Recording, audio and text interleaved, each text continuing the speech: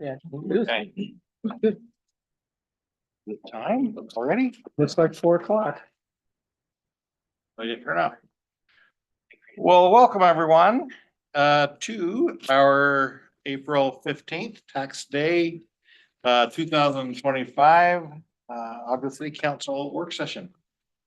Let the record reflect that all council members are present with the exceptions of Councilmember Joe Burka, who, do we know if she's? I think she's coming. We think she's coming, and Chair White is also likely, she's excused right now, but trying to log on later when she's available. So everybody else is with us. So we will start with our review of the city council meeting. And it's a long one tonight. Hope you're all ready for this. We've got the approval of minutes. Well, we got an acknowledgement, Sexual Assault Awareness Month, and we've got Councilmember Myers is going to do that one. And then there's Councilmember Trawerka. So, and then we have some proposed financial auditor contract. Is there any questions or comments about that? Hello. I think you probably read about that in the leadership notes, and we'll be taking care of that. So today's work session, we have a that's easy for me to say, proposed rezone at 2850 Washington Boulevard. And I think we're probably gonna have Barton Brierly talk to us about that. Welcome, Barton. Thank you very much. Good afternoon, city councilors. So this is a request for zone change that came to us from Heritage Land, who owns the property. It's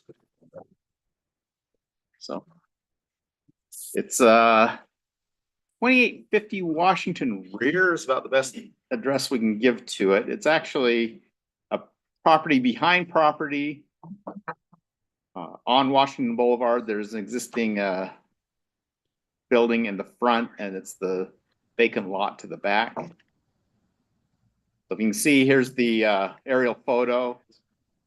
Front has a building on it. It has sort of a juice bar business in it. I know they're planning to do a bakery in it and 2 apartment units up front on top of that. And the property you can see is in the back, and it's just vacant. This is the property that you can see, the building in front, and this is the driveway access, and the property itself is in the rear that you can just barely see in this picture. So the request was to change the zoning of the property. It's about 0.61 acres from the existing CP3 zone, which is a general commercial zone, to R3, which is a multifamily zone with a conditional overlay. And the conditional overlay would limit the use to condominiums or for sale townhomes. So, I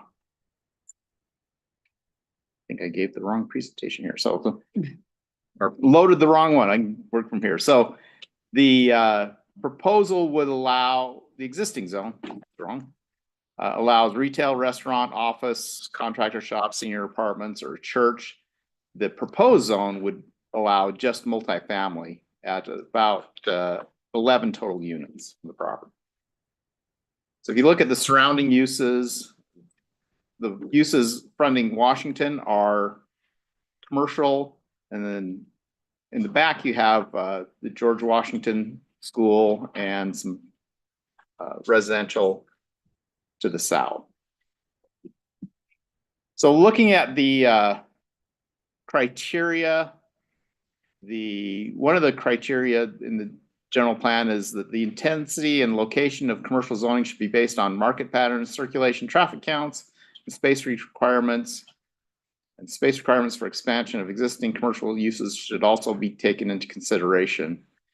And so here's the site. It's really not a great commercial site because it only has the access through that one driveway. So it's just a site that would be difficult to attract a business there. You know, you're not going to get a retailer there. Even an office would be pretty remote. It'd be a difficult site if you had a customer or client come. You'd have to really tell them exactly how to get there. Also looking at the neighborhoods there. This is a site where, because we did the zone change that no longer allows residential in commercial zones, this site would not qualify for multifamily. One of the reasons we did that is because commercial zones really aren't designed for housing. They're not have neighborhoods there. You don't have a lot of the facilities in the area that would support multifamily. So the planning commission did look carefully at this site. Is there any facilities there? And so on Washington, you do have bike lanes. You do have sidewalks along both sides. There are some destinations that are not too far away. You can get to the Marshall White Center with a short walk. You can get to a small grocery store with a short walk. You can access transit. It's pretty close to that site. So altogether, this does have some facilities that would facilitate someone living in that particular area. And the East Central Community Plan includes policies including to provide for appropriate infill of underutilized existing development. It just does happen to be right on the edge of the East Central, and in that area you have a lot of inner blocks that are just underutilized. And the Planning Commission looked at this as really kind of an infill site. It's an underutilized piece off the beaten path. And so they did recommend approval as this sort of an infill site. So it wouldn't apply to other sites along Washington. They would feel comfortable with that. In fact, we got a request recently for the property across the street, and we said, no, we're not going to recommend approval of that to change to residential. But this, the Planning Commission did feel is sort of an infill site that they would recommend it. One of the criteria is to transition from commercial to apartments to single family developments, and this does transition. You've got commercial along Washington, along the sides, and actually there are two houses in front of this property. So there is some transition between the commercial to more residential. So, again, I apologize my presentation here, but so the Planning Commission does recommend approval of this particular zone change. They had a 5-2 recommendation to recommend the approval, the zone change with the conditional overlay, which would limit it to a for sale product. So it'd either have to be for sale townhomes or condominiums. Any questions for Barton? Yeah, I had Dan Daly, who is opening the juice bar Mm-hmm.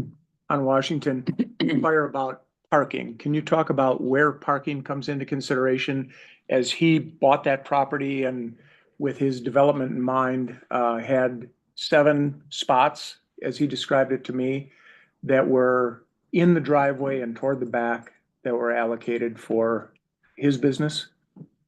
Yes, so this was actually all one property at one time. Let me see the plat. And they did a first phase of the condominium, which divided off the front building from the back. So this is actually a footprint condominium lot. Oh, yes, thanks. So, and their use was approved with the idea that they would provide parking. There's room for that here or in the back to accommodate that as part of their condominium agreement to provide paved parking there. Right now, this is open so that they can park there now. Right. When the development, they'll have to, as part of this private agreement, to provide that parking as part of the project and back. Okay. And have they submitted any plans for the development of this at They this haven't. point? Okay, so there's a ways to go yet and more conversation to be had around conditional overlay look like and Yes. opportunity to continue to converse about parking for the business out front. Yes, yeah, Okay. they did submit some concept plans a couple of years ago, but they don't have anything currently. Okay.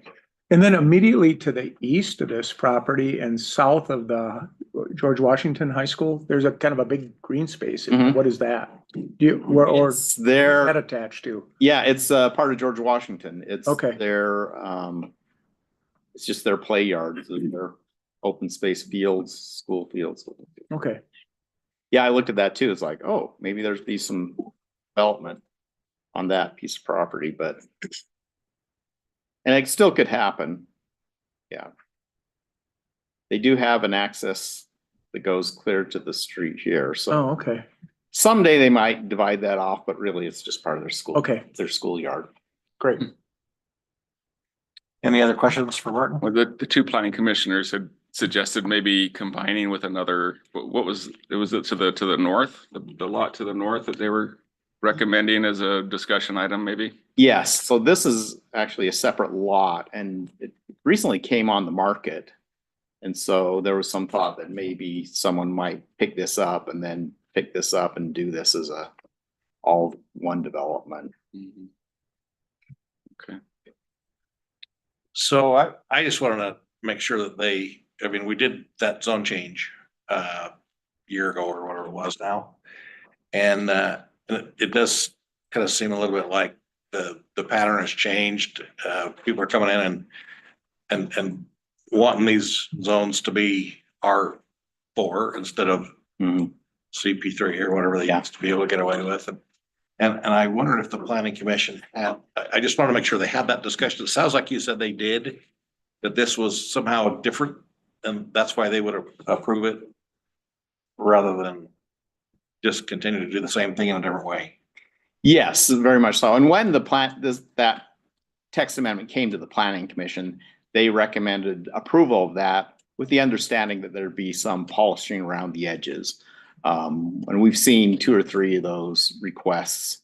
One was really just made more sense to be residential, why it was commercial. Then we have had some that are kind of pushed closer to the boundary of maybe this is not really polishing around the edges. This is, eating the middle. Yep.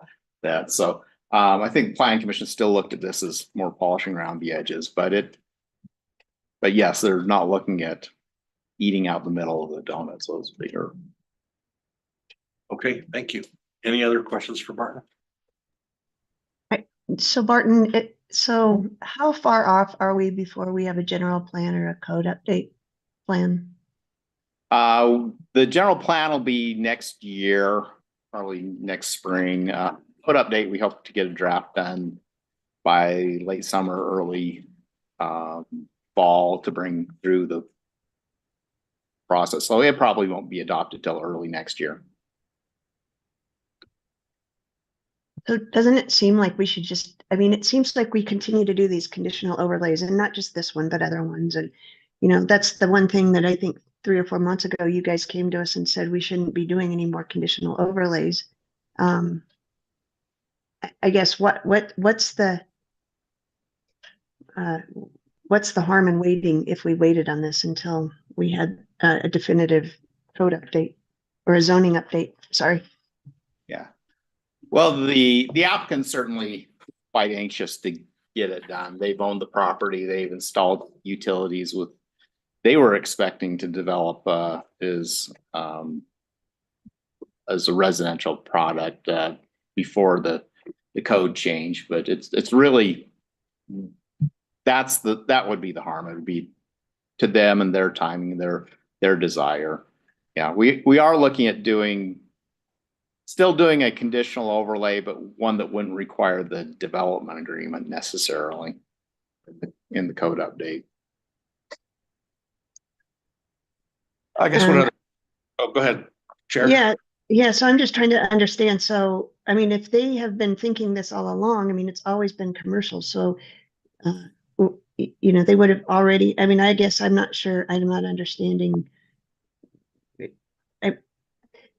They went ahead and developed utilities and those kind of things before knowing that they can, and I'm not trying to I don't even know. Maybe they're sitting in the audience here, but you know, I'm just trying to understand why we as a city need to continue to do this. I mean, I guess I'm really hesitant about doing any more conditional overlays and development agreements and those kind of things. So I'm not hearing any grand reasons to do this right now. And you just, I even quoted you, you said, feel sort of, the planning commission felt sort of that this was an infill project. And I'm just trying to understand. I mean, I understand why they feel sort of like this is infill, but I'm not sure that we shouldn't just wait, but maybe you can tell me differently. Yeah, so just to give some history of the project, they have been talking, the property owners have been talking to us about doing a residential project on this for probably 4 years, three and a half, 4 years. And they had taken a couple steps towards that. There was an issue of putting in, UDOT was doing some improvements and they needed to get their utilities in before UDOT kind of closed the door on doing those improvements. So they put the utilities in, and then we're coming in to file the actual application for the multifamily. We told them, no, you can't do it because we have changed the ordinance. As far as whether you should do it or not, you are under no obligation to approve it. You certainly can just say no on this. I say kind of because it was a split decision of the planning commission. Some of them felt that this was not an appropriate location for multifamily. And this is certainly not a very clear example of one where we would make a sort of exception, like I said, polishing around the edges. So it's a legislature's decision, and the council can say yes or you can say no. It's completely up to you. To the point that the two commissioners that voted no, that they ought to acquire the other property. And it sounds like it's available. It's not like they've got somebody that's tough to work with to attract or to acquire it. You know, those projects tend to be a little better if they do acquire a better amount of property. I'm kind of with Chair White in that, you know, we've changed the ordinance to try to eliminate this kind of thing as much as possible. Sounds like there is some potential that they could make a better commercial product with you know, getting the other land. We have done that in the past. There's been some others we have said, yeah, get more property and build a better project, and they have done that. That was the Lowe's on North Street in Washington was that way. And it's a lot better than what was originally proposed. So I kind of wonder if that's not an idea that we ought to pursue a little bit better. Open to your thoughts on, of course, maybe we don't pay you for your opinion, but you are the planner, so. Yes. You know, I know the planning commission did look at that. We toured the site. We looked at that as a possibility. And certainly if somebody acquired both those properties, they would have a bigger chunk of land, and this piece of property would make more sense as part of that. I could see a building closer to the front and this be like parking for that or something like that. It's just difficult to force one property to buy another in order to develop. Well, it would, yeah, I would probably rebuff that particular approach, other than, you know, developers have their motivation to, they want to make money and they want to do those things, and we as the legislative body, it's our job to make sure that it's going to work for the city. Mm-hmm. It's not our job to make sure they make money. That's always good, and we certainly, I don't mean to disparage that at all, but I think it's our job to make sure that the good decisions and good development is happening for the city. So that's kind of why I bring that up. So. Yep, I agree. So kind of staying on that topic, that piece of property to its north, I imagine that's zoned commercial as well, right? It is, yes. So if those two pieces of property came as one multifamily development proposal, would it fit the current ordinance around multifamily in a commercial zone? And would it still be something you'd consider to rezone to a residential designation? I would say if the property just to the north came in by itself and said, hey, we want to rezone it for multifamily, I believe our recommendation would be no. I think the No, planning commission's recommendation would be no. and it's to the south, just to be clear. It's just that the picture's backwards, right? No, it's, Oh. correct. Straight to the north. Yeah, that's the Maverick up there. Yeah, this is the Maverick. And This the is, property is to the south. That one. Yeah, this is the Oh, yes. property in question, yeah. yes, so So how far outside this, so this doesn't apply in the commercial stuff doesn't apply around multifamily in the central business district. correct. How far out of the central business district are we on these properties? Let me show that. Hey, Brandon, can you put that on the screen? Right, Give me a second. Okay, we're not sharing on Zoom right now.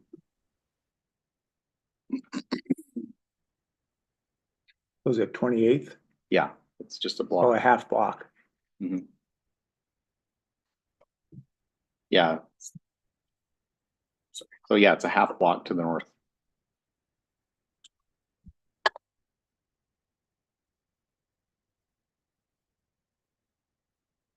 So this would be the commercial mixed use and residential multifamily vertical, so yeah, just north of there.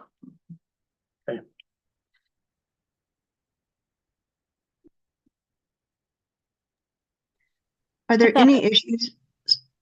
Are there any issues with the driveway? It doesn't seem like it's very wide based on what I'm looking at.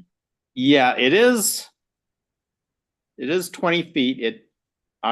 Fire marshal went out, looked at it carefully, measured it to see that it would be sufficient for fire access. It is.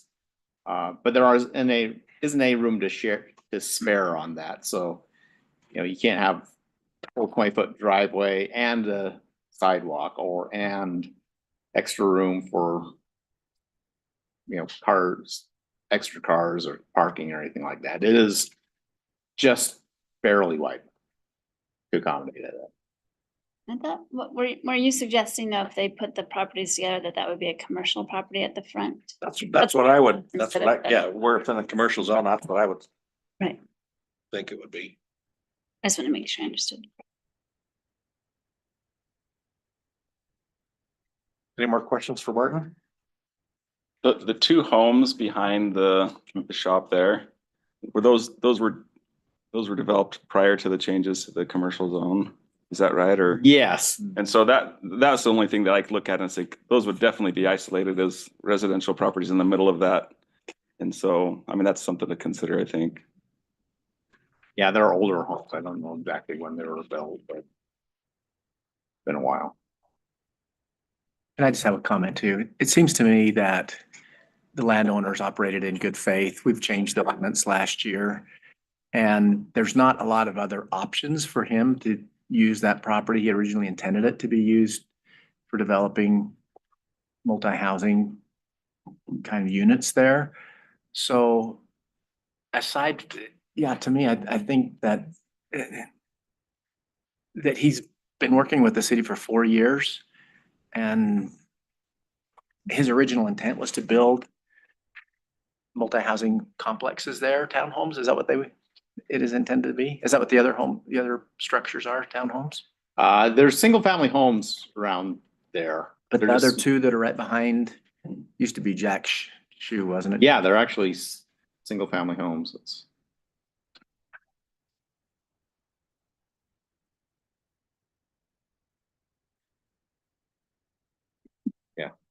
Those two. yeah, those are actually two single family homes, Mhm. and they actually they're kind of weird. They have their main driveway is here. They do have some rights to use this, but their main driveways this direction. So who owns that piece of property that you're running your red cursor across right now? It's Lee's Mongolian Barbecue, the And owner. that's their parking lot. Is he the one that developed the property? I doubt it. It's been, I don't know when it was developed, it was many, Some time ago. yeah. There are apartments on the other side of the school playground. There's apartments over there. I guess my other question is, you mentioned this earlier, forgive me for being repetitive, but you mentioned there's not a lot of other uses for that property other than just infill for residential. And based on that, that's why the planning commission approved. Yes, I mean, the code would allow a number of uses, but yes, a retail store, the access is really poor. Office, access is poor. Maybe an auto repair shop could buy that and do repair, and we were thinking that would probably have more impact on the neighbors than more housing there, so. I mean, so there is a list of uses, it's just not Very really limited. Yeah. anyone that's gonna jump up and say, yeah, I'm gonna buy that. Spend a lot of money and develop stuff, it's just less likely. Thank you. Anything else? I mean, I guess I end up agreeing with Councilmember Myers just because when we passed that broad approach, we did say there's probably some people that will come forward to ask, for exceptions to that because it was so broad. I agree. Okay, Janine, what's next steps? That's scheduled for consideration on May 20th. That's a date that worked for the petitioner. So Barton, in here, there was a staff note that said they were working with administration Yes. and it might delay our decision. Has that been resolved? It's my understanding that that has been resolved and we should have a signed development agreement before the 20th. Okay. That's the expert. So working. What do you expect to be different than our standard boilerplate one? There's some language that if they sell it to another developer, that we won't unreasonably withhold approval of that other developer assuming the project. Okay. And our standard one doesn't allow that? It does, but it just, our standard boilerplate says the city has to approve anybody that I see. takes it over, and that gave the developer some pause because we could just say, we don't like you. So we wanted some assurance that we wouldn't do that. Right. Sounds good. So All right. Thank you. wait, no, wait, I don't Anything understand else? that. So I don't understand that, Barton. You're trying. All right, the Hello? next item on our agenda is proposed fee amendments, Ogden, Georgia, Eccles Dinosaur Park. And I don't know everybody that's gonna present here. Here, I'll come up and introduce. Okay, great. Hey, can you guys hear me? Thank you, Vice Chair Heyer. So tonight, we're here, to talk about proposed fee amendments for the Ogden Eccles Dinosaur Park. We have the new park director. I'm still gonna use the term new. I've been here for, Like not even 90 days, so I think Yeah. I knew. Sarah, so she's been there, like she said, just about 90 days. And so we're gonna discuss the proposed fee increases for the dinosaur park. So one thing, too, I'll mention is I represent the city on the dinosaur park board as well, so.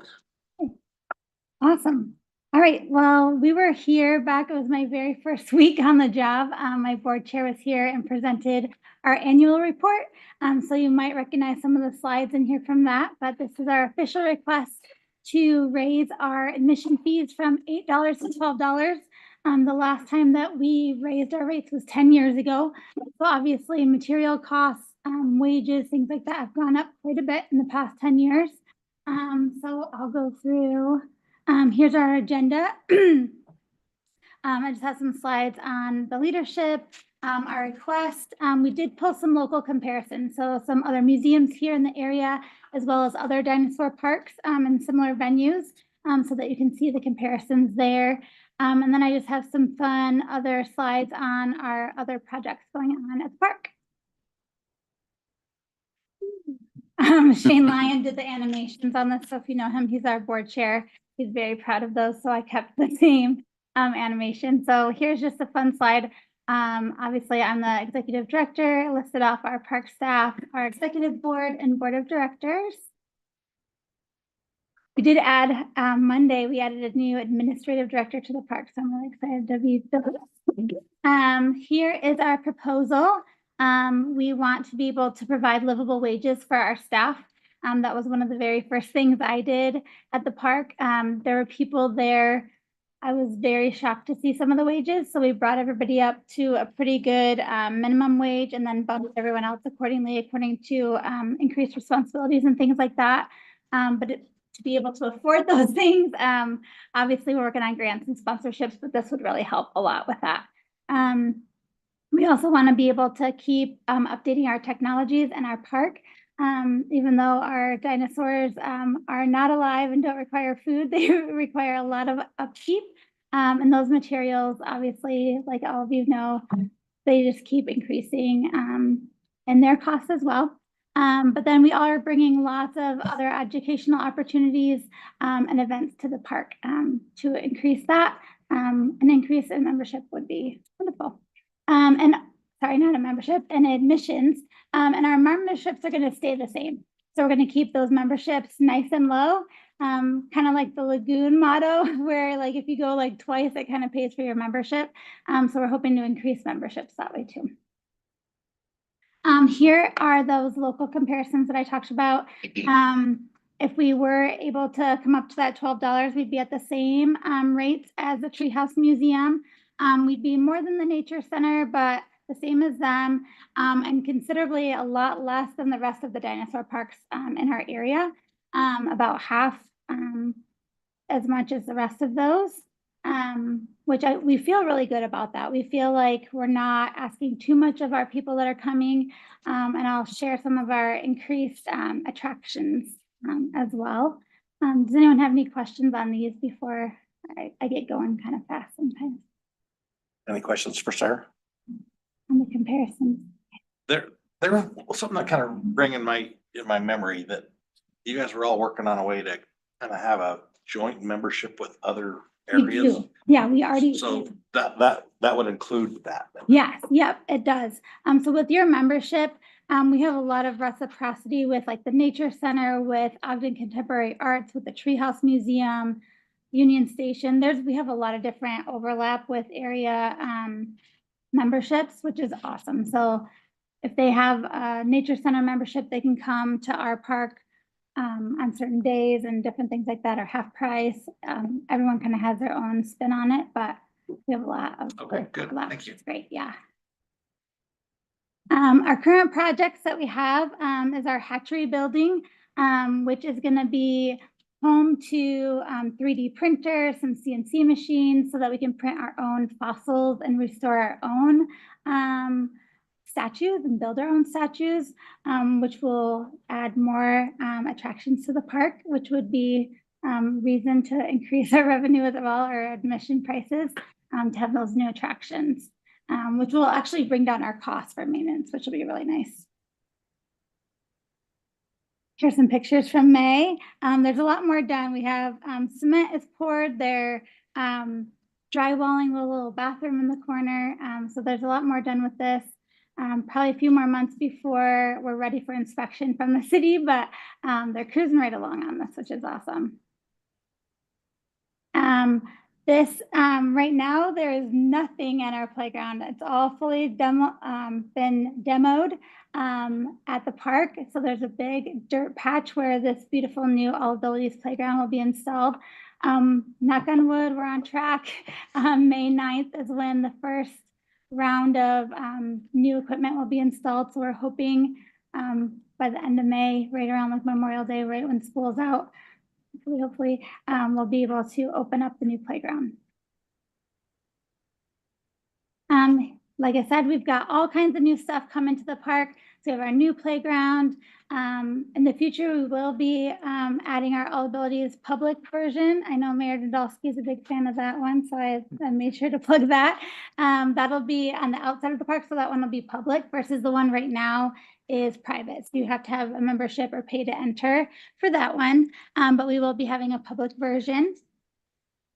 We do have our amphitheater and volcano. We're hoping, this is on my list too, to talk to the city about showing some movies, having little concerts, things like that at the amphitheater. We have a new T-Rex coming and all kinds of other fun inside the park.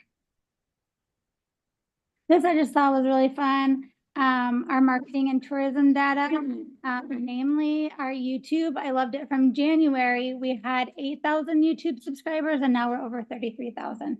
So that was really fun to like update these slides in just a short couple of months that we're really growing that, which is bringing on a lot of visitors because they find us on YouTube and then they come and want to see it in person, which is pretty cool. So, and here's just our year-to-date monthly impressions of our attendance. January, we beat the last 2 years. February was really cold, so it kind of dropped off, but then March we've rebounded and we're had more visitors than 24 and 23, which is awesome to see. And that's it. I tried to keep it short and sweet because we did the big fanfare back in January. So if you have any questions, I'll direct them to Justin. No, just kidding. That's fair. That's fair. I do, Vice Chair. So you're just gonna increase the gate price. Somebody that walks up and says, I just need today and we're coming in, Yep. $12. Yep. So when we're looking at 104,513 guests last year, Yeah. how many of them are just a day pass? That's a, you know what? I have that in the email, in the email report. I should have put that in there. Maybe you've got this, though, Sarah. What are you looking for this incremental $4 to raise for you? Just actually, it'd be really nice either way, right? Because we want just that increased revenue, whether it's coming through more people buying memberships because they're like, oh, we're going to come more than 2 times to cover that fee, or just that gate price so that we can have just a steadier revenue stream to come in so that we can better forecast, better plan. So there's not a certain number you're shooting for? It's just time to raise your fees a little bit? I do have a certain number that I'm hoping for. And actually, when I did my new budgeting for 2025, I just kept it flat. Like if we didn't bring any more people in, just increasing that rate covers everything. It covers everything. It'll bring us back into the green, into the black. Well, and I would say too, just with I mean, it's been a while ago since you've increased 10 years. any rate. So it's been over 10 years.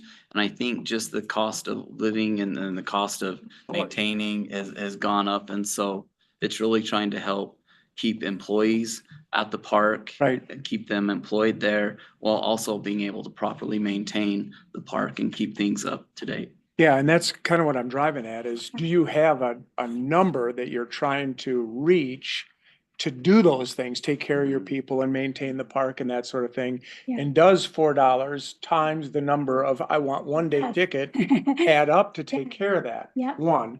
And two, your membership fees, you sold 17,000 memberships. You add $1 to each one of them, that's $17,000 that quick. Yeah. Is that big a factor? Did you think about raising that as well Yeah. for a little additional income to support your efforts around all of this, especially in light of the fact that they haven't been touched for 10 years? I don't think anybody's going to revolt over $1 Versus the 4. So I think. and $4. Yeah. So $1 and $4. And I don't want to speak for Sarah, but in the board meetings and things that I've been involved with, I think they didn't want to go too much too fast. They felt that if they could get the day passes more in alignment with other similar programming, that then in the future they could look and see, maybe incrementally raise the memberships. But I don't think they wanted to come back and raise everything without making sure they had all the hard data that they. I would love, because I think with the memberships, that's more people coming to our events. That's more opportunities that they're gonna be in at the park that we can engage with them to become donors, to come to our car show, to come to our STEM nights, to come to other opportunities where we can engage with them. Make that more attractive too. Like I would rather have more members than more day passes. I mean, I'd rather have either one, but I like that it makes that more attractive. Okay. Yeah. Thanks for. Do you have a percentage? Do you, I mean, yeah, like he was asking, on a daily basis, do you have more people come in that just want to buy a single day ticket? Or do you have more people that come in that actually have a membership pass? Do you know? I don't know off the top of my head yet. It's a tough room. Yeah. I'm like, oh, I have that little chart in an email I could look at. Could you forward it to? I can. Thank Absolutely. Yeah, that would be good to know. I really think we have more day passes. Like when I'm thinking about it, it was like probably 6,000 versus 3,000. Like it was almost double the day passes. People come in for one time when they're traveling from out of town or from Salt Lake or, and we have some really cool promos going with Visit Ogden for when they're bringing in all those big sports teams, like soccer and the travel softball and stuff like that. They get a special card and they get a buy one, get one free to come to the park. So I feel like our day passes, a lot more people are buying the day passes than memberships. Yeah. Chair. Oh, well, hang on. Chair White's got a Oh, yay. question. Hi, Marcia. Trying to get in. Hey, I just want to, I couldn't, Chair White, my- with us? can you hear me at all? Sure. You can't hear me.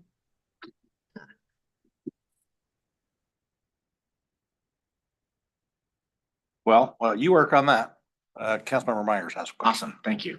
Well, Sarah, I'm excited that you're the executive director of the park. I think you bring a lot to the table. Just, you're well known in our community. You've been successful everywhere you've been.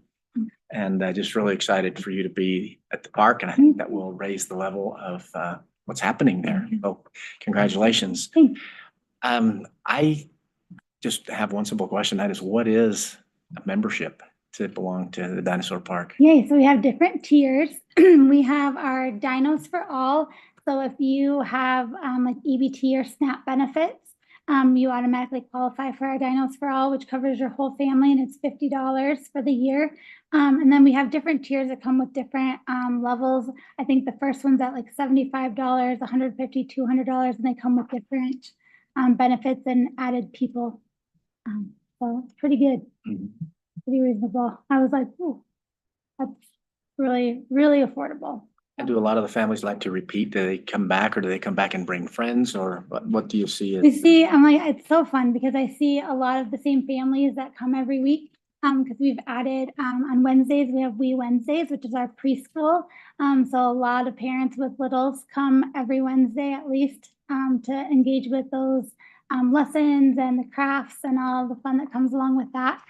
We have a lot of homeschool events too. So if you're homeschooling your kids, you want to get them out, especially now that it's warm and sunny.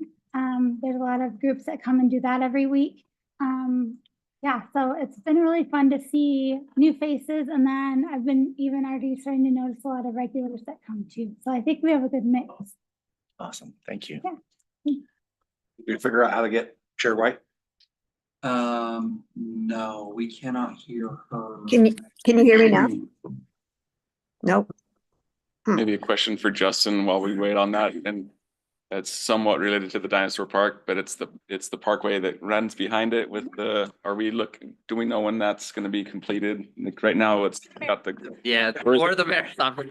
Actually, we're just waiting for the asphalt plants to get the hot mixes up and mixing, and so I'm actually expecting that to be done right around the 1st of May. And Not that before. included widening the path. It Yeah, looks we- like in yep. a lot of ways. Yep, you can through. see where we actually, in prepping it, right, we have the Mhm. material down prepped right Yeah. before the asphalt, and you can see it is a little wider. Is that the same material that's now available at the? It is. Okay, yeah. It is the asphalt tailings. The that's tailings that are now available, versus yeah. The green waste.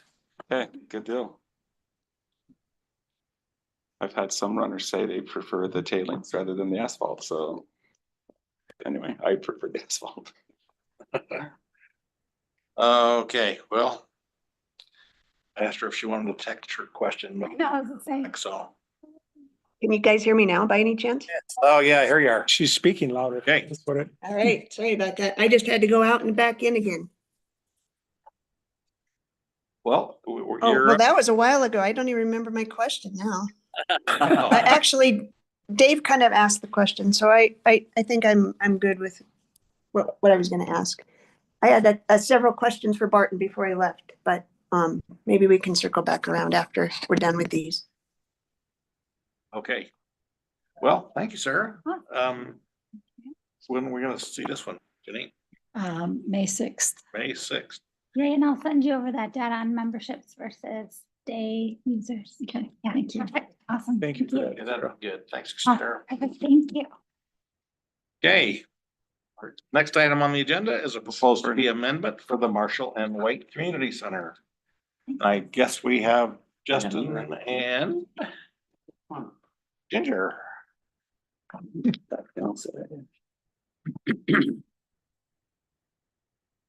Welcome.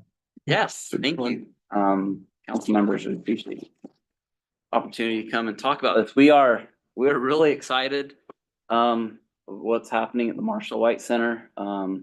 Workers there are fervently working every day to get all the finish work and everything else done to get this project up and rolling. And so what we have here tonight is we're gonna be talking to you about the proposed fee schedule. So similar to the Dinosaur Park, the last time fees were changed and increased at the Marshall White Center was, I believe, in June of 2015.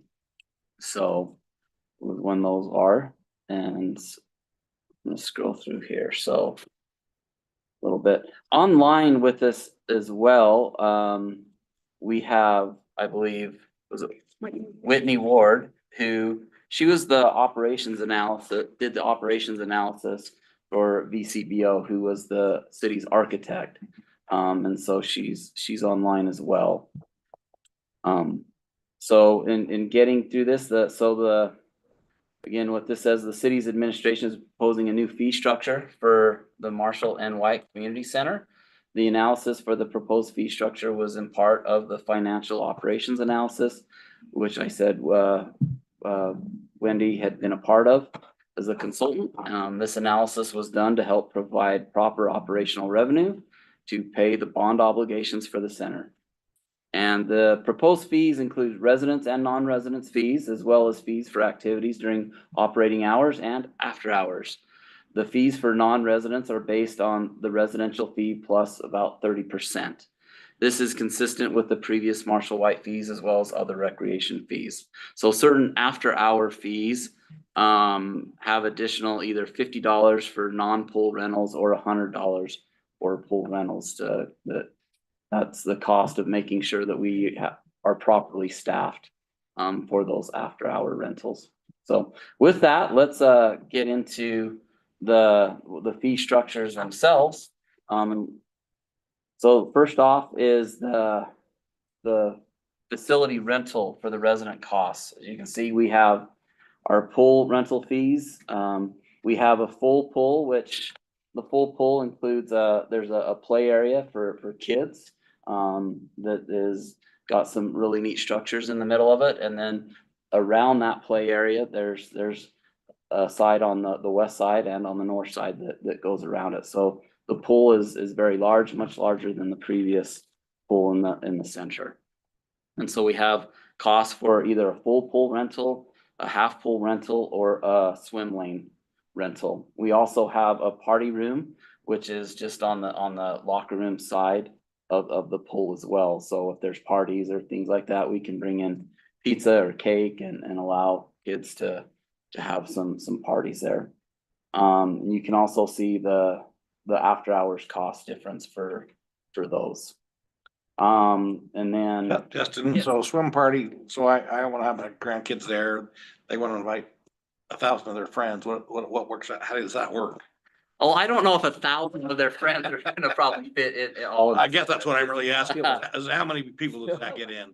Yeah, so Give them, yeah, go ahead. it will give them some emissions into the swim area. And then any additional, like up to, I believe it's 8 is what we talked about. Okay. And then they would just pay the daily charge after that. Okay, Yeah, so the- that's what I just. Yeah, thought we there's a gotta be set clear about amount, there's a set amount of kids that are allowed with the rental, and then additionals or can be paid that. So to. they don't get the 1,000, they don't get the. They don't get 1,000, Okay. yeah, I don't think the facility will meet that for Right. fire code. But they so. would get access to the party room that has like a fridge and an area to open presents and counter. Mm-hmm. So, Yes, Chair, on the lane side, is that, so how many lanes are available and is it when for like per hours, are you like anticipating like a comp swim team or something coming in doing that? Or would that just be the average person who wants to swim laps for an hour? so I think, there's 3 lanes, the first Okay. question you asked, that there are 3 lanes, and so I think that is if it really is to be rented out by like, say, a school or something like that. I think as a membership, we'll talk about membership fees, so if you are a member, you'd be able to come in and use it, so it No really, designated hours for lap swim or whatever? yes, so that's what that would be for. Okay. So then we have the meeting and fitness rooms, and you can see the cost for those are $35 per operating hour and then 85. The gymnasium and the gymnasium really is, and this is a little deceiving, I think, as you read this, so I'm gonna explain it, is we have 2 full-size basketball courts for the gymnasium. And so when it's talked about renting the full court would be the entire hardwood area, which is really 2 full-size courts. So if you're renting half of it, that would be 1 full-size basketball court. And then if you're renting 1 basket, that really is about renting about half of 1 court. So I know that's a little confusing, and it was to me, but that's, but the gymnasium is rather large. And so you can see the operating hours costs and then the after hours costs as well. We have a kitchen as well, which is just on the opposite side of the basketball court, or the south side. And so that kitchen, it's not necessarily a kitchen you're gonna be cooking food in, but it has a really good warming area. It's got fridges, freezers, things to be able to hold activities in that as well. Then we also have our turf field. So we have indoor turf and outdoor turf. And so you can see the costs for if we're renting half of the indoor facility and for the full facility costs. And then you can also see the outdoor if you're renting the full field or if you're renting half the field. There also is, if you're renting and need lights, there is a cost for having the lights on. Pickleball, so this was something I think with the original facility we didn't talk about, but with our new market tax credits, there was actually a space that will be on the southwest portion of the facility that we are gonna have 3 full-size pickleball courts in there as part of our facility. So you can see the cost for renting them during the operating hours and after hours, and again, those will also have a light cost as well. But typically, even though there's 3 courts, we will always at least keep 1 court open for membership play. So then we can see the non-resident fees. Again, these are the same ones that we talked about, with the pool being the full and the half. Also the party room is there, and then the gymnasium and the fitness room is also included in those costs as well. So any questions to this point about anything that we've discussed as far as the rental portion of the facilities? Okay, Maybe a quick Yeah. question. So on those fields that are indoor and outdoor, with the seasonality of, in the winter time, probably nobody's renting the outdoor field yes. and they're all gonna be looking at the indoor field. And then in the summertime, maybe it's still, maybe it's still indoor field because it might be hot, but is there any thought towards maybe adjusting those based on the season? The cost? The rental rates based on that demand that might fluctuate based on. No, there hasn't been necessarily a cost, because I think on the outdoor, we'll definitely, when the weather's not right, we will actually shut that down and won't allow those because we don't want the turf getting torn up. Right. I do believe the indoor facility will be used probably most of the year. Mhm. In fact, one of my worry is that the use of the indoor facility is gonna be so much, and really the recreation center as a whole is that we're gonna see hours wanting to be extended. And so that's where I actually see this going, is that they want extended hours. Okay. All right. So typically, right now, our hours are from 6 AM to 9 PM. But again, I can see there's some early morning risers that's already reached out and wanted to see that open up sooner, and also people would want to have access to the facility later in the day. I have a Yes, question. Yeah. So the swim party, you get access to the pool and then there's like a little room where you Mhm, could have cake and whatever, correct. right? What if, not, and this, I just thought about this, but what if I wanted to go and play soccer or play basketball, not swim? Is there a way to rent? Is there a way to rent that activity and still get a room with it? Does that make sense? Yeah, I don't know if that's actually anything we considered. So if you rent the pool area, it was going to Yeah. be specifically for the pool. However, and we haven't got to daily admissions or anything like that, but if somebody was to pay for an admission, that would, of course, give them access. Because one of the nice things you'll see over there is that they have these great machines that you can put your swimsuits in, and they're almost like dry like that. And so there's some really good changing facilities as well. So if you brought the right clothes and had the admission, then yeah, you would be able to use other parts of the facility. You could definitely rent out, like, they've got those 3 classrooms that you Mhm. can rent out, and Okay. they have tables and chairs that can provide space, so you're just looking at that fee, and then you would just pay administration fees. So you can definitely have that birthday party. We just don't necessarily have it set as like a swim party. Okay, that's Yeah. what I meant. Yeah, Perfect. okay, thank you. So that kind of brings us into a couple things with spectator fees. So when, this is when somebody's wanting to rent out our, either like the gymnasium or the turf, and to run programming such that they are bringing spectators in. And so what we will look to do is when no admission is being charged, there's gonna be a 30% rental cost increase. If they are looking to actually charge for spectators coming and using the facility, we would have a 50% increase for the cost of the rental. So, and then there's also the equipment sound setup if that's needed, that's $50 per card. So, so on to admission fees. I know we just talked about the Dinosaur Park on their daily passes, so we're looking to do our daily passes, and there is not a differentiation between resident or non-resident on daily fees. So the adult would be $10. We would have seniors at $7 and youth at $6.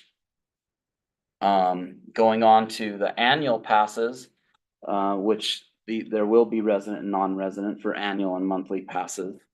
You can see the cost for, if you're a family pass, which is 2 adults up to 4 children, is $600 for an annual pass. If you do have more than 4 children and want an additional cost, that would be an additional child cost of $50 for that annual pass. There's a couples cost, $450. Just a single adult would be $320. A senior couple is $350. A senior pass is $250, and a youth pass also is $250 for an annual pass.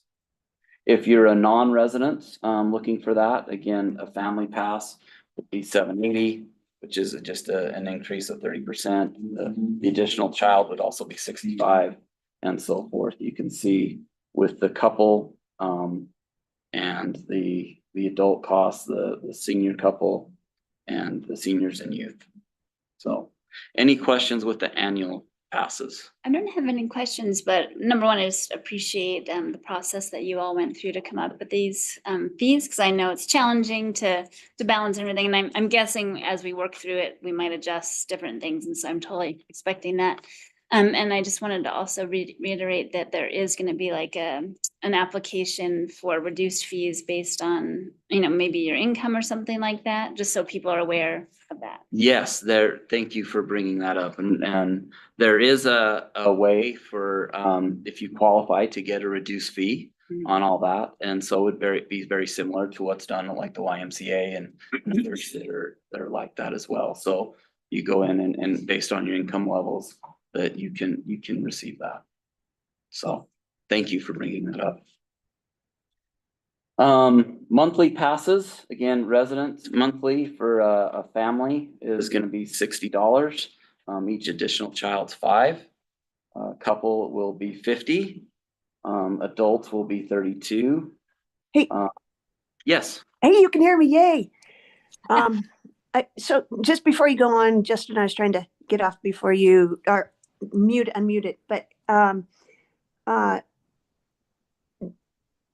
what's the process by which someone needs to get a reduced pass or whatever? Can you quickly tell us that, or before you go into, since you were already on that subject? Yeah, I'm gonna have Ginger go over that. Okay.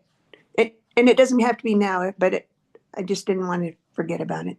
Yeah, and this will apply both for like the annual pass and monthly pass as well. So currently we're working on a form that they would fill out, very similar to what we had done before, but this would include memberships and programming. And with that, there's several different areas where they can show proof of income.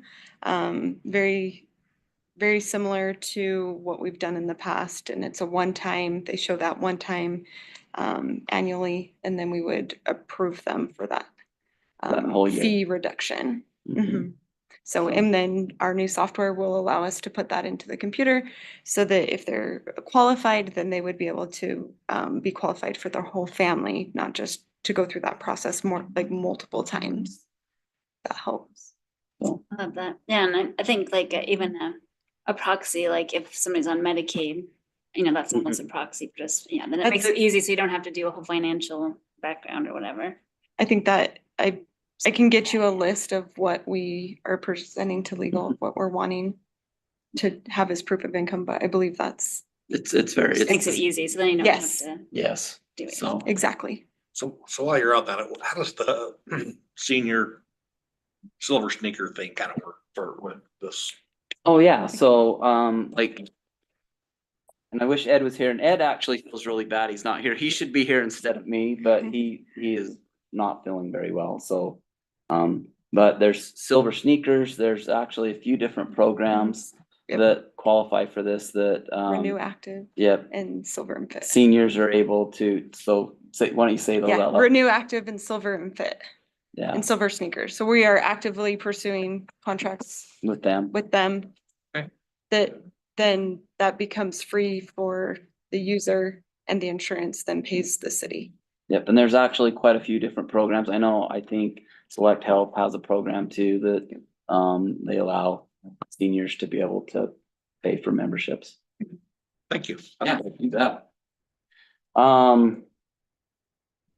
Let's see, so I think we're at the monthly passes and we're going through them. You can see up on the screen the different costs for the monthlies, both for the resident, non-resident. They're very similar to the same cost as the annual. They follow right in line, except they're just monthly fees. So, any questions with the monthly costs? Awesome. We'll go to the program activities. And so, again, these are some for resident costs. So swim lessons per session is $40. If you want to do a private swim lesson, it's $20 per 30 minutes. There's also community classes. We have youth boxing, adult boxing, art class, adult pottery, theater, painting classes, cooking classes. We'll go through them all. There's music classes. And so there's going to be a lot of different programming. I know we'll have things. We got a room for yoga. There's spin classes, a lot of with on the equipment. So there'll be a lot of different activities that people will be able to take part of as a membership. And again, Non-resident, again, just the costs are increased for non-resident. So do you, are you before Marshall White closed, Mhm. they were doing kayaking and things like that in there. Is that gonna be something that's gonna return? So with the kayaking, that's actually something we were recommended not to have done with our pool type to be able to keep the pool under warranty and Right. things like that, but I believe that is offered School district. at the school district. Okay, so it just moved. Yes. All right, thanks. Yes. So that'll be moved.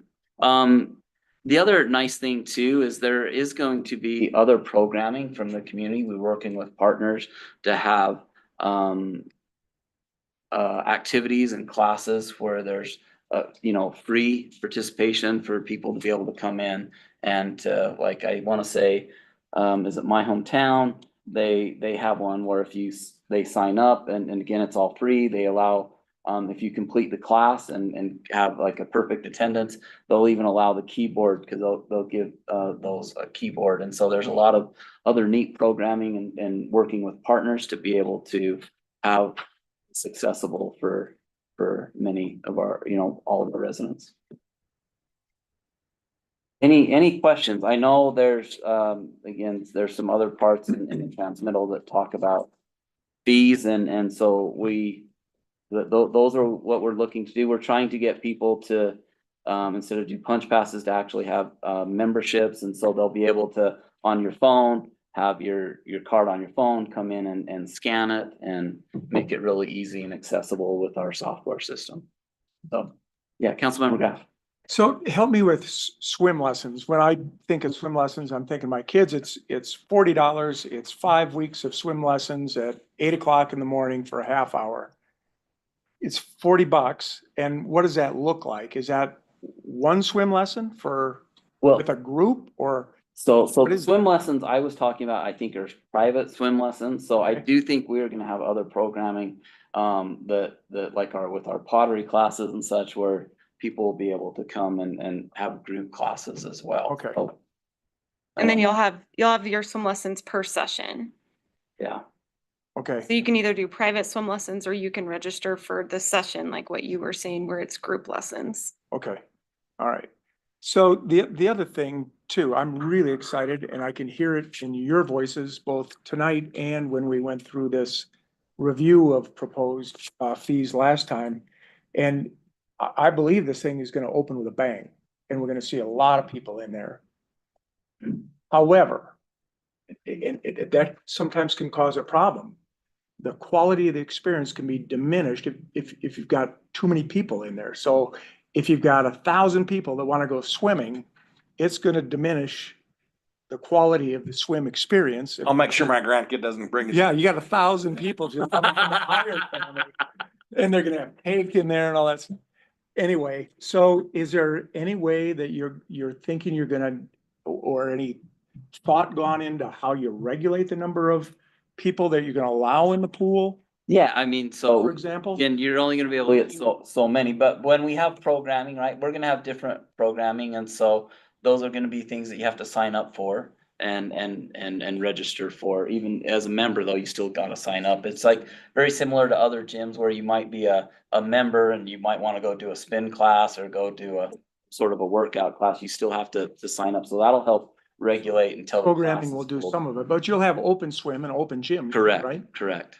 And then we'll also have to work around people wanting to rent the facilities as well. So we'll have those, times when they're posted, if we do have a rental. But the other thing we're trying to do is like with the pickleball, we also still want to make sure rooms are still available and things are still available for the members. So they don't show up and be like, well, the whole thing's rented. I can't come here today. So. Yeah, But I do think it will be a great problem to have that many people at the center, though. That's a Yeah. problem. Really big, like of January 1st. Yeah. And then it might trickle down. That's a problem I hope to have to solve that problem, Councilmember Graff, because that'll be a great problem. It means we're doing our job and getting people to the center, and that's Yeah. what we're trying to do. so coming to you as a business person, this is supply and demand stuff, right? Mm-hmm. So in the fine print, on the piece that was distributed to us Yes, earlier, it talks about we aren't gonna bump fees for 2 years. We aren't even gonna consider it.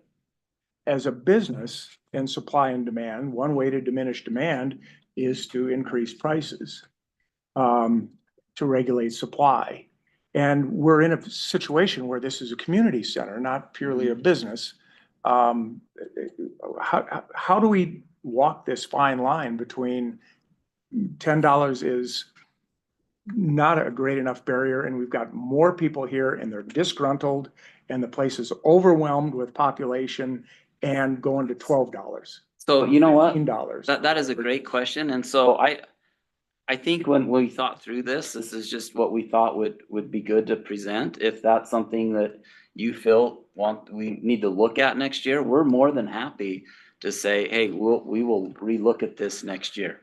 Yeah, if pricing is a tool that we can use to preserve the quality of the experience for our residents, then I would like to keep the option open to review Okay. fees.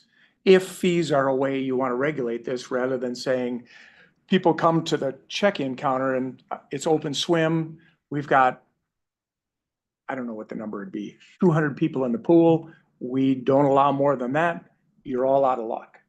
Yeah. You need to go home. I don't know how you want to manage all that, but again, I hope we've got that hurdle to manage Yeah, popularity. that'll be a great Yeah. problem to actually Other have. other gyms, resolve it like only 45 minutes per machine or something, they regulate it that way. Or like, I'm thinking about like the trampoline parks, which the cost is very high to go to those, but at the same time, you only have a certain amount of hours you can be in there. They have like wristbands on that.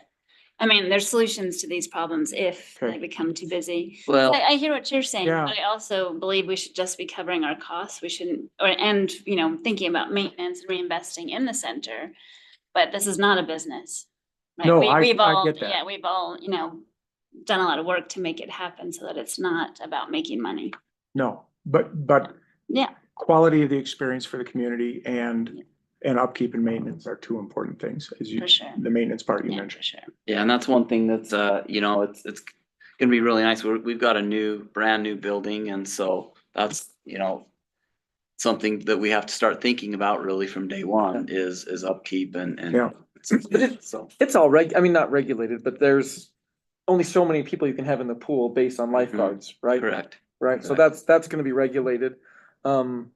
I believe you said when we took the tour, those classes that people sign up for, that can all be done online, Correct. which means, I'm assuming, if I wanted to go and do a whatever class, there's 6 spots available or 10 spots Mhm. available. And once that's filled, then it's filled, And right? filled, Yeah. correct. And I think with our new software, we'll be able to look at it and say, hey, our busiest swim time is 3 o'clock in the afternoon, right? Kids get out of school and come, that's my Yeah. guess, I don't know. So we plan things around that and not, but I think, sure, I think what Councilmember Chaburka said too, I think we are in a good spot. Because we'll open for summer. We should open for summer. And then we'll have 6 months there, and then, yeah, I do believe, just like every other gym in the entire world, January is always a busy month also, right? So we get that luxury also. So we'll get 6 months there and then another 6 months, and I think it's prudent next year during the budget session to kind of look and take those 2 hot times, right? Our grand opening in that 6 months, and then January and that 6 months to kind of go through that and look and see where we're at and how our fees are, if they're appropriate. I think we're lucky I think we're coming into it at a very good time I agree. for that. Yeah, we're very happy to, if you want, Mhm. we'll change this and say, this is something, we're not necessarily saying we will start changing next year, but we will Yeah. Have evaluate. the Evaluate, opportunities. yeah. There's a lot, like I was thinking about, there's a lot of other options for people to go to that maybe have more money or resources that wouldn't be the community rec center. So if they're not Right. having the quality experience they want and don't want to only have a certain amount of time. I was even thinking about that relative to Weber State Gym. It's a beautiful, relatively new gym that all the faculty members and all the students have access to, and it doesn't have this problem, so, Right. and so there's other places people can go, or they can go to private gyms to pay for a little bit more, luxury or more, options if they Privacy, want yeah. to. Yeah, more privacy. They used to have those cube ones, but I don't think those exist anymore, where you can just be in the room by yourself.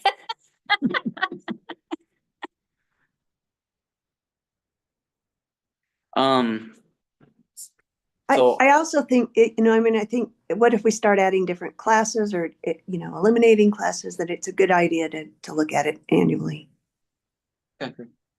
Absolutely.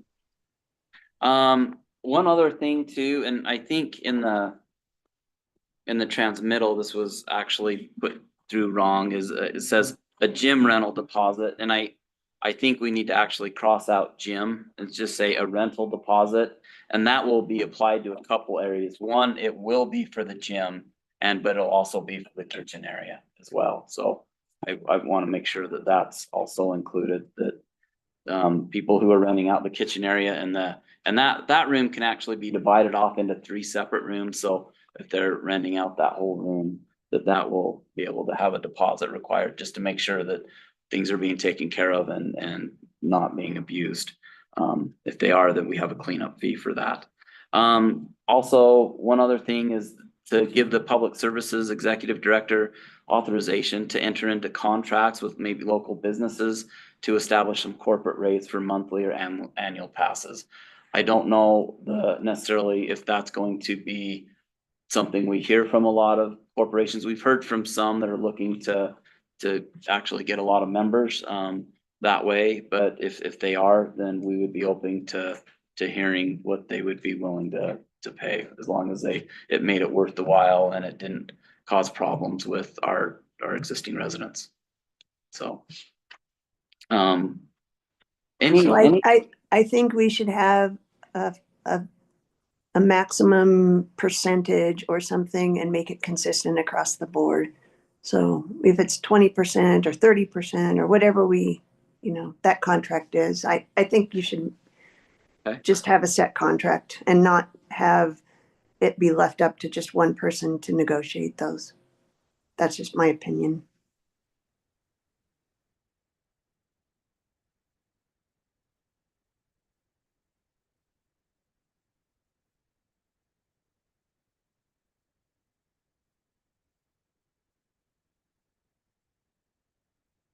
Okay, boy, all talk stop.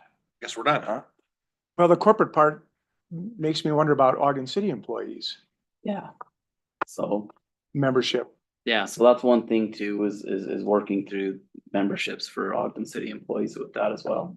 And that will also be your silver and fit, Yep. your Yep, all your, so like silver sneakers, things like silver and that as fit and well. active renew. Yeah, those are all your corporate. Okay, I have just one more question, if that's Yeah, okay. I know we're still working on it, but the only other concern I had was the conversation about the fencing around Yes. the green Oh, yeah. space. And just if we're ready to talk about that, I'd love to talk Yeah. about it, because it kind of relates to the fees if people have to pay to get into those certain spaces. Yeah, absolutely. In fact, Brandon, did you see the email I sent you? Could you bring that up? And this is just kind of a site plan. Yeah, that's it. Could you blow up the? Do we need to let Whitney with BCBO go? Well, thanks. I mean, if you're, Yeah, if you don't have any other questions on the fees, we'll probably have these, Whitney, let her go from here. So this is, thanks, Whitney. Thank you, guys. Have a nice evening. Whitney. So, yeah, so in this, could you zoom down just a little bit to show a little more of the field? Oh, No. shrink it. Shrink it a bit. Okay. Yeah, little too much. And how about, I'll probably come up to the board right here real quick. So what we're looking to at the build is, so along the northern part, that's all vinyl coated black chain link fence. Starting from this corner right here, which would really be the northeast corner, we're gonna look to have a wrought iron fence come down and encircle this field. So with that, we'll have an access gate here. We'll also have an access gate here. The existing basketball courts will have a gate. That'll be open to the public just like they were last time. In fact, we're probably gonna look to add another gate off here, so at certain times we can actually just open that up but I'm not necessarily gonna have that open all the time. And then the Head Start playground's right here. This is a wrought iron fencing. It's smaller right here, but this comes around and there's a gate right here, which would again be on the northeast corner. And that matches up with the Head Start, which is right in this area inside the building. So they'll be able to come out and come in here. So when Head Start is active and using it, that'll be their area. When they're not using it, then that's open to the public. There'll also be a gate, so it'll be open right here as well. And that gate, we can do a couple things. So we can look to have it open. One thing we want to make sure though is to manage this such that we don't have people just coming through this gate and coming in the center. So if that's becoming a problem, what we'll have to have people do is check in and know what they're doing. Or if the field's being rented or used for programming for our own rec programs, then we'll have people just come in through that gate as well. So that's, then over on the other side, the same thing. This is all the front of the building. This is the entrance right here. And then the pickleball courts are right there. And then there's fencing along the pickleball courts all along that west side. Any questions? So that will allow us to manage the park. It also will allow us to keep anything happening during the evenings. I know in our other park, we had people drive on the area and do, you know, dump things. And so this will keep it from having that happen. So That's what I was gonna say. So the gates will allow us to let people in. It just also allows us to kind of control yes. when and when we let people in. Well, or if parents go and bring their kids and they want to go out and play on that, it separates them such that they can't just leave the facility, but it also keeps people from just coming in off the street to the facility. So the playground has to be fenced in. It correct? does, correct. Yeah. Yeah, you don't want those little ones. No. And that's, I mean, but the whole area for that reason. But so if I just lived across the street and I wanted to play basketball, I could play basketball without That'll be a open. membership. Yep, that'll be open just like it was before. Yeah. Again, when the center closes in the evening, that'll be locked up, but. Okay. Like on a Sunday afternoon, if somebody wants to go sit on the park, it'll be closed or open then? So we're open on Sundays. Okay. And so, yeah, if somebody wants to go out there and do yoga or when the gates are open, that's not a problem, but they won't be permitted to enter the building. Right. So right. if that becomes a problem and they try to short circuit actually going through and into the building, you know, throughout, not going through the front, then we'll have to make some changes there. Well, and I just want to say, I appreciate you being open on Sundays because there's a lot of families in our community that will use it, Yeah, including mine. yeah, absolutely. Any other Put that on the questions? record. I'll be there on Sundays. So what did we eliminate from that park that's not there now? Or that we didn't replace? There was a tiny pavilion that was there. There were some trees that were in the field space. Futsal was never there? The futsal was that wasn't on the east end. The futsal was on the northwest, behind the building, the previous building. And so there's not an outdoor futsal court anymore. But they could use the indoor. But they could use the indoor. The thought was that could be done indoor. As long as it's not being rented or used. Mm-hmm. Or I said that was sarcastically, you can't see my face.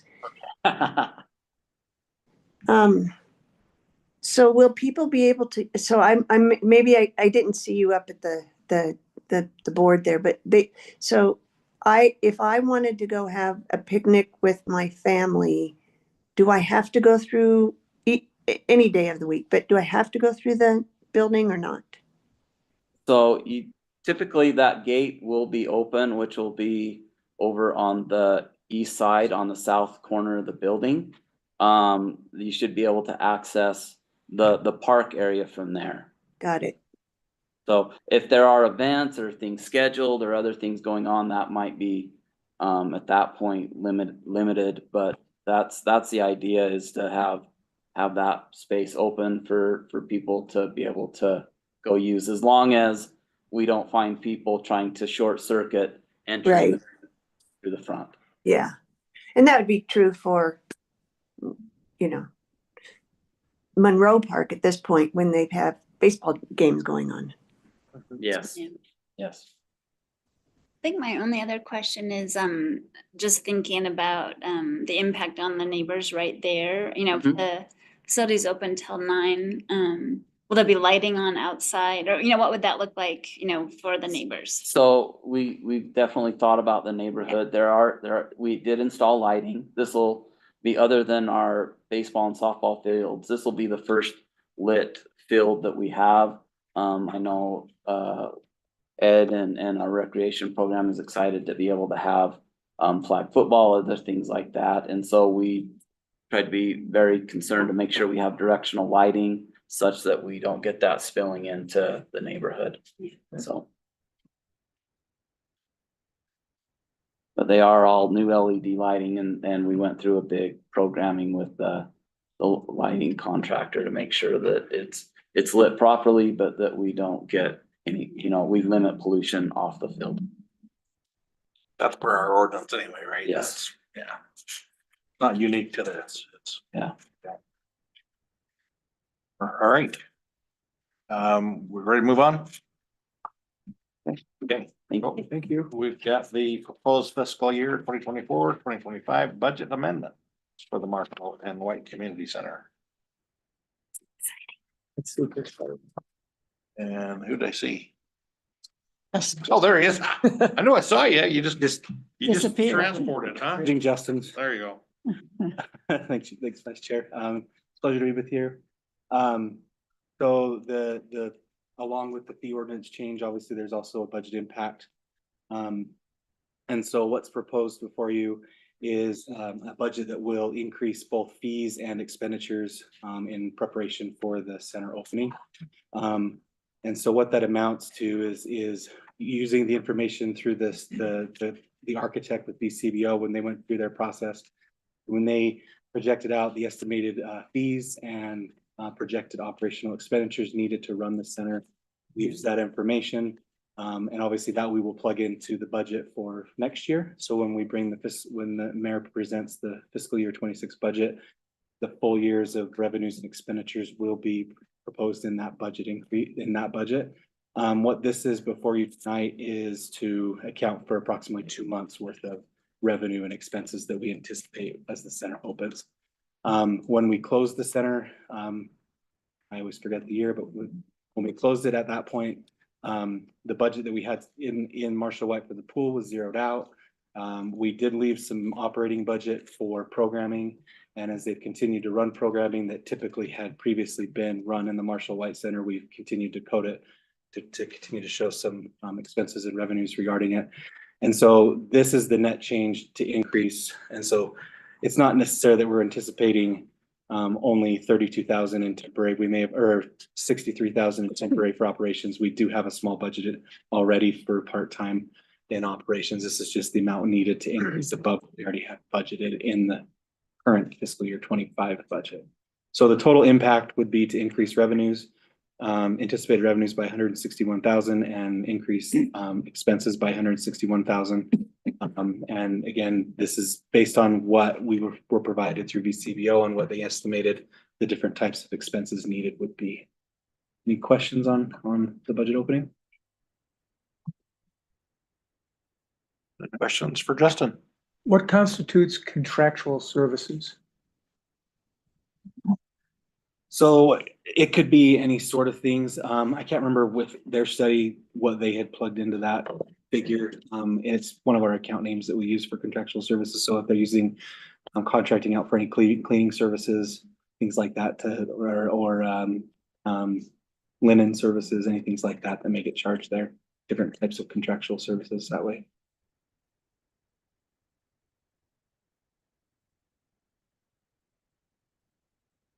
And the one thing to just note with this is as we get going and we actually get some history behind, we'll propose budgets in each of these operational lines. But as we actually open the center and see where things go, we may propose adjustments within those budgets that more appropriately reflect what actuals are.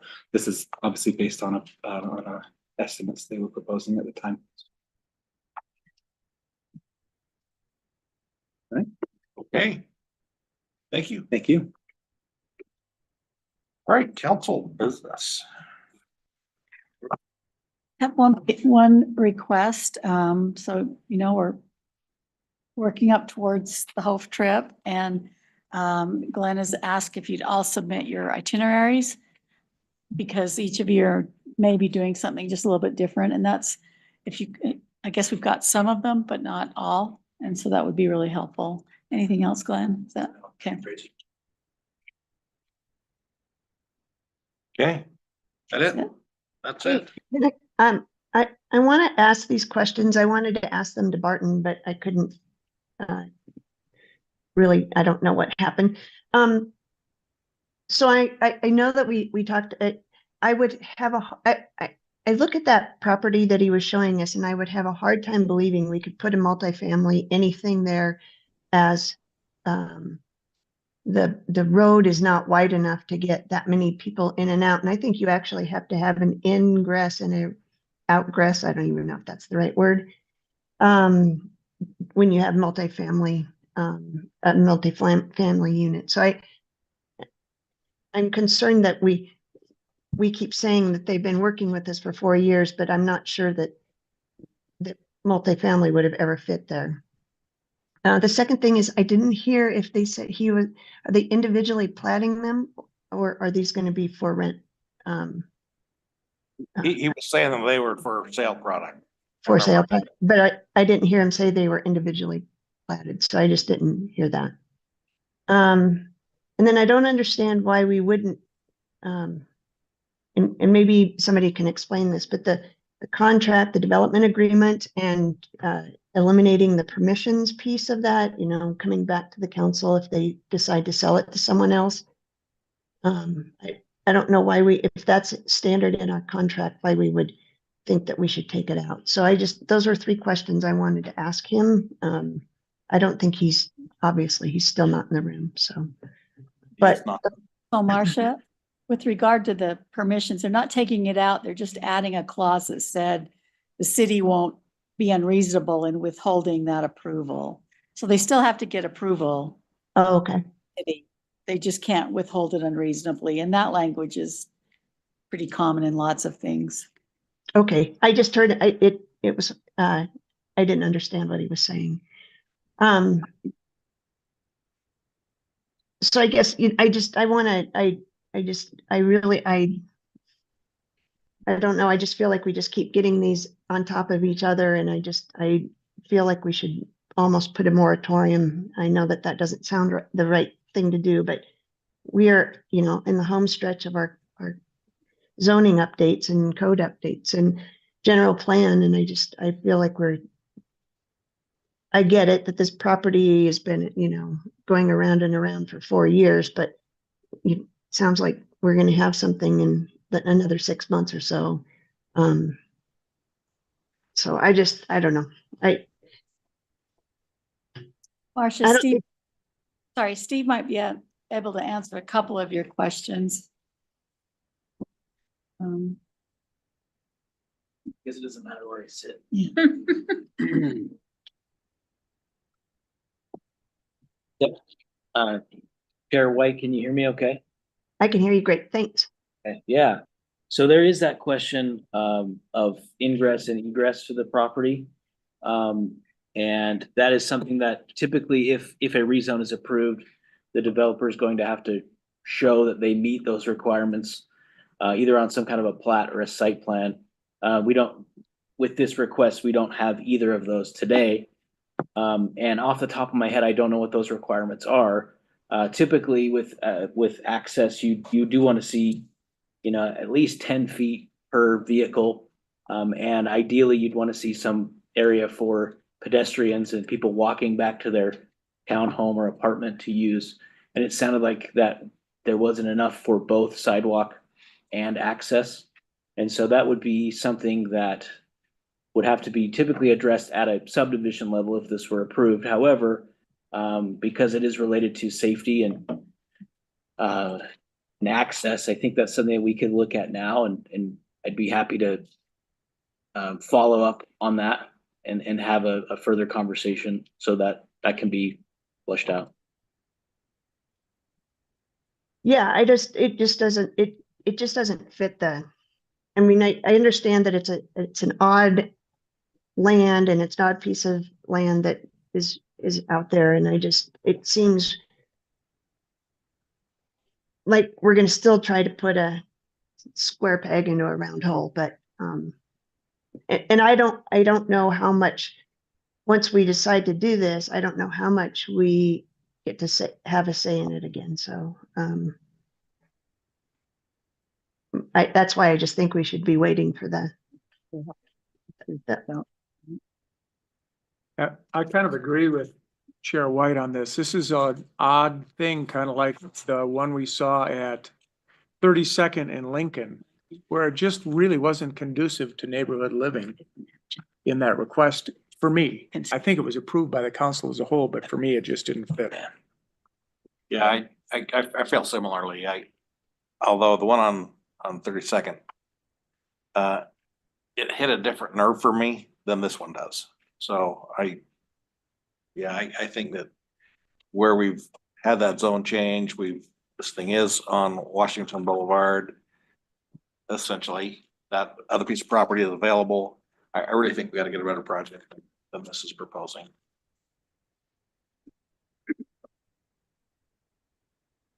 Yeah, and I mean, we can't make either of the owners of those parcels, obviously we can't have them, force them to do anything together, but I think that would be ideal. But I just am more concerned about, we're making a decision, or at least I heard, people saying, well, they've been working with the city for 4 years, and maybe it's because for 4 years they've been trying to put that round peg in a square hole and a peg in a round hole. There we go.